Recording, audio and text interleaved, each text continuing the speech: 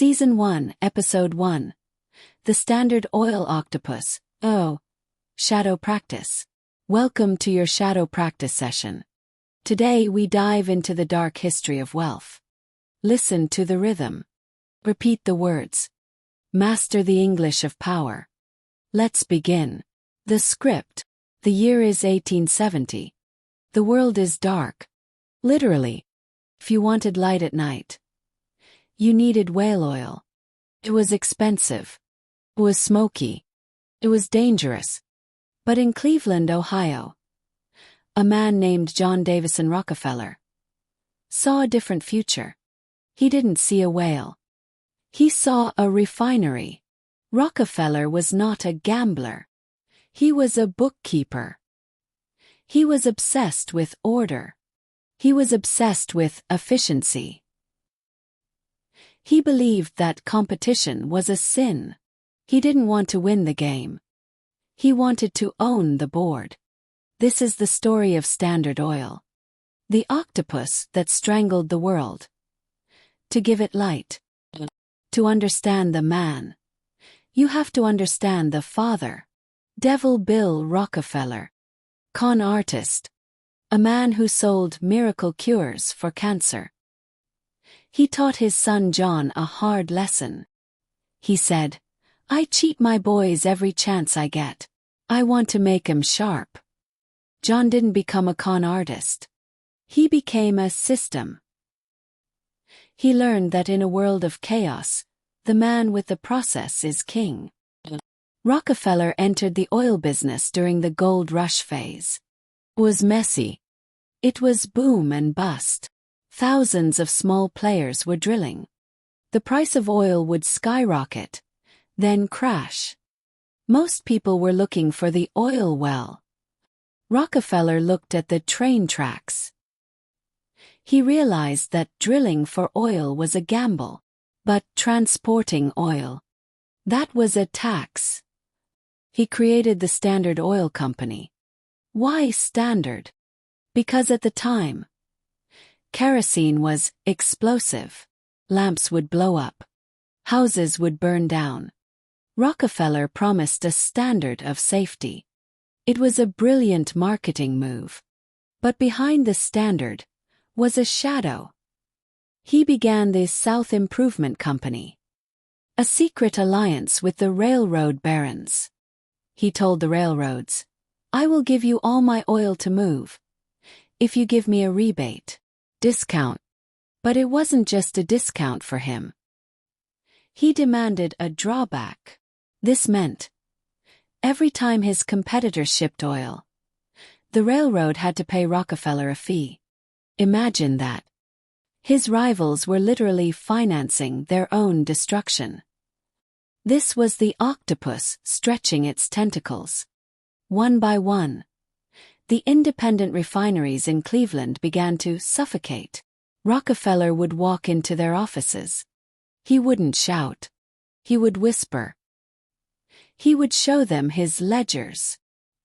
He would show them their future. He would say, "Take my stock, or go bankrupt." Most took the stock. Those who didn't were crushed. This was the Cleveland Massacre. In less than 4 months, he controlled 21 of 26 rivals. By 1880, Standard Oil controlled 90% of the oil in America. 90%. Think about that concentration of power. No one could buy, sell, or move a drop of oil without paying the octopus. He didn't just control the oil. He controlled the light. He controlled the heat. He controlled the lubricant for every machine in the Industrial Revolution. But the public began to wake up. They saw the shadow on the map. They saw the political puppets in Washington. They saw a private citizen who had more leverage than the government. The journalists called them muckrakers. One woman, Ida Tarbell, whose father had been ruined by Rockefeller, decided to conduct an audit. She wrote the history of the Standard Oil Company. She showed the world the secret rebates. She showed the industrial espionage. She showed the cold heart of the system. The law finally caught up. 1911. The Supreme Court of the United States. They declared Standard Oil an illegal monopoly. They ordered the octopus to be dismembered. They broke it into 34 separate companies. Exxon, Mobil, Chevron, Mako. These are the sons of the octopus. Here is the irony of the story. When the monopoly was broken, the pieces became more valuable than the whole. Rockefeller's wealth exploded. He became the world's first billionaire. In today's money, roughly $400 billion. He was richer than the Rothschilds. He was richer than kings. He was the definition of wealth. In his final years, he changed his modus operandi. He went from the world's most hated man to the world's greatest philanthropist. He gave away hundreds of millions. He founded the University of Chicago. He created the Rockefeller Foundation. He eradicated hookworm in the South. He spent the second half of his life cleaning the reputation he built in the first half.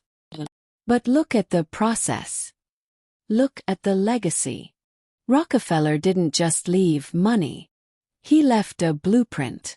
The blueprint of vertical integration. The blueprint of the corporate trust.